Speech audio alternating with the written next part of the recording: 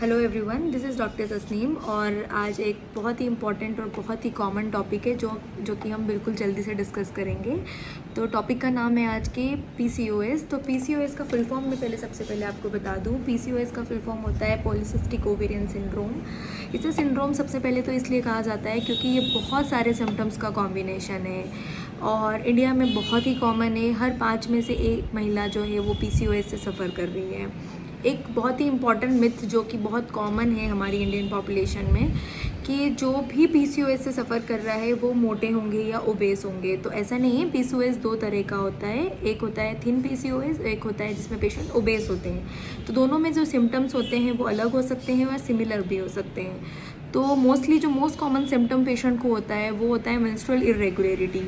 Menstrual irregularity के अंदर patient को प्रोलॉन्ग साइकिल्स हो जाते हैं। प्रोलॉन्ग साइकिल्स मींस कि पेशेंट को 2 महीने में और 90 डेज़ में या 3 मंथ्स में साइकिल आते हैं। और जब भी साइकिल आते हैं तो हेवी ब्लीडिंग हो सकती है। जैसे ओबेस पेशेंट में हेवी ब्लीडिंग होती है after 2 to 3 months. Secondly, PCOS के अंदर बॉडी में एंड्रोजन की मात्रा बढ़ जाती है। यूजुअली जो फीमेल होती है उनमें एंड्रोजन जो होता है वो कम होता है एज़ कम्पेयर टू मेल। तो जब बॉडी में एंड्रोजन बढ़ जाता है तो जो फीचर्स आने लगते हैं बॉडी में वो थोड़े से मेल लाइक फीचर होने लगते हैं according to androgen level. So excessive hair growth होने लगती है। एक्सेसिव हेयर ग्रोथ उन एरिया में जहाँ पे पेशेंट को पहले बाल नहीं हुआ करते थे या male like pattern hair growth होने लगती है। जैसे upper lip area, chin area, upper chest area, back area, thigh area, यहाँ पे हेयर ग्रोथ होने लगती है। और जो हेयर होते हैं उनका टेक्सचर भी मेल लाइक होता है, लाइक वो थिक होते हैं और थिक हेयर होते हैं। सेकेंडली, एक्सेसिव एंड्रोजन की वजह से बॉडी में एक्ने हो सकते हैं। एक्ने के can be at the face.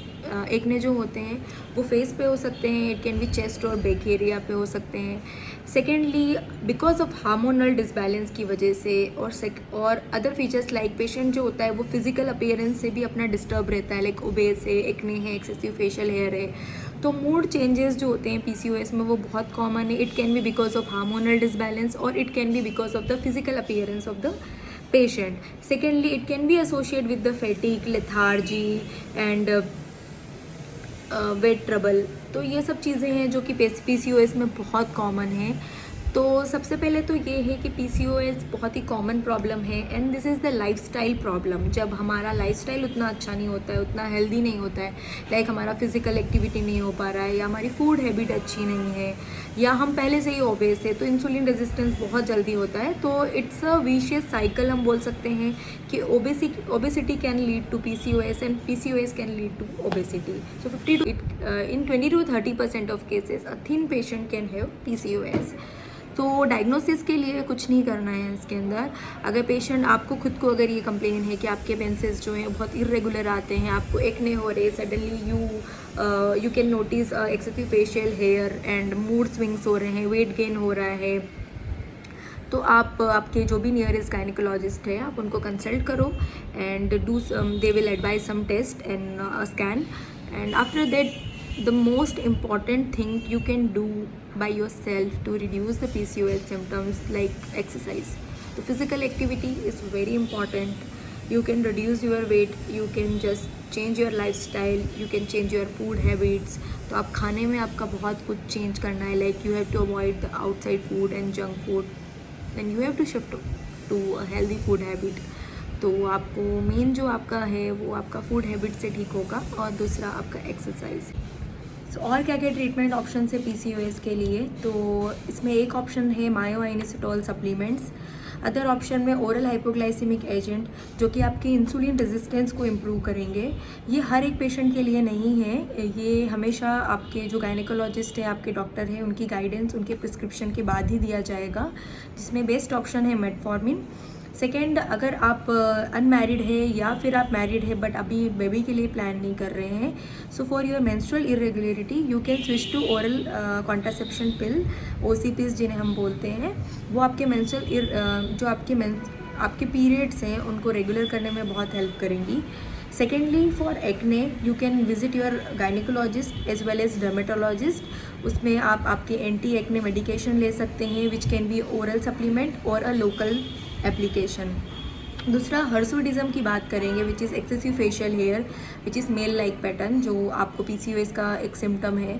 उसके लिए आप डिपेंड करेगा ट्रीटमेंट कि आपको कितने सीवियरिटी के एक्सेसिव हेयर आ रहे हैं। जैसे अगर माइल्ड है तो you can do a shaving और थ्रेडिंग और वैक्सिंग, और अगर सीवियर आ रहा है तो उसमें आपके पास में ऑप्शंस हैं, जो कि आप आपके एंड्रोजन लेवल को कम करने के लिए बहुत सारी मेडिकेशन अवेलेबल है, जो कि आपको आपके डॉक्टर प्रिस्क्राइब कर सकते हैं।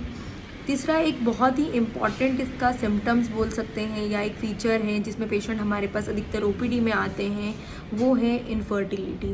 तो young patient with hormonal imbalance जो कि PCOS से सफ़र कर रहे हैं, जिनके पीरियड्स इरेगुलर नहीं आ रहे हैं और वो मैरिड है और अपना बच्चा प्लान करना चाहते हैं, but because of these reason वो बच्चा नहीं प्लान कर पा रहे हैं और कंसीव नहीं कर पा रहे हैं, तो उसके लिए ऑप्शन है इनफर्टिलिटी है अगर PCOS के साथ में, तो उसके साथ में उसके ट्रीटमेंट के बहुत सारे ऑप्शंस हैं। तो उसमें one of the most common option is ovulation induction.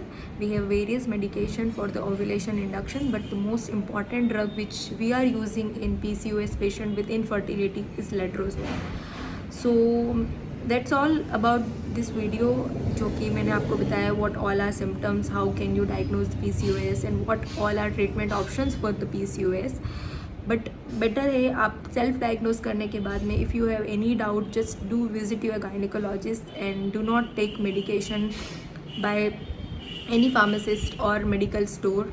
आप वही दवाइयाँ खाइए जो आपको आपके डॉक्टर प्रिस्क्राइब करते हैं, जितने ड्यूरेशन के लिए प्रिस्क्राइब करते हैं, और वो आपको क्या क्या एडवाइस उसके साथ में और एडवाइस देते हैं आप वो फॉलो करिए। And stay healthy and stay fit. अगर और ये वीडियो आपके लिए हेल्पफुल था तो प्लीज़ लाइक करिए, और कोई भी सजेशन और ओपिनियन है तो प्लीज़ कमेंट करिए, और आपके कोई भी फ्रेंड्स और फैमिली मेम्बर जो इस प्रॉब्लम से सफ़र कर रहे हैं, please do share this video with them. And thank you for watching. Thank you so much.